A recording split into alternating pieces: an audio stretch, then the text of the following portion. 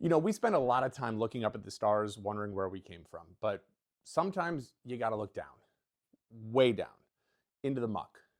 Because right now, at the bottom of the North Sea, buried under tons of cold, salt water and silt, lies a piece of real estate that used to be the hottest address in all of Europe. I'm Evan Flay, and this is Flay P History. 20,000 years ago, you didn't need a ferry to get from London to Amsterdam. You walked. Back then, the sea levels were 400 feet lower than today.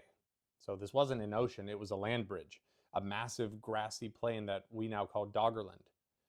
And it wasn't just a highway, it was a home. It was rich and fertile and teeming with the kind of wildlife that would make a grizzly bear think twice.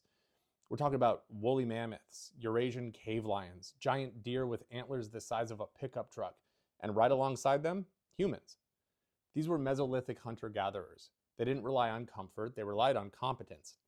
They had flint tools, antler harpoons, and a level of toughness that most of us can only imagine. They hunted valleys that are now the seafloor. They fished rivers that are now lost to the deep. It was a hard life, but it was a full one. And we know they were there because the North Sea won't let us forget.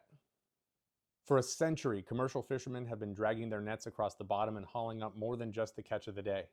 They found human skeletons, spear points, the scattered remains of a world that existed right there 8,000 years ago. But eventually, the clock ran out. The world warmed up, the ice turned to water, and nature did what nature always does. It took the land back. The water rose, turning the hills into islands. And then, around 6200 BC, a massive underwater landslide off Norway called the Storegga Slide sent a tsunami racing across the map. It wiped the last of Doggerland off the face of the earth. Doggerland is a reminder that the ground beneath our feet isn't as permanent as we'd like to think. Civilizations rise, they work hard, but sometimes the tide just comes in. It hardly seems fair, but that's history.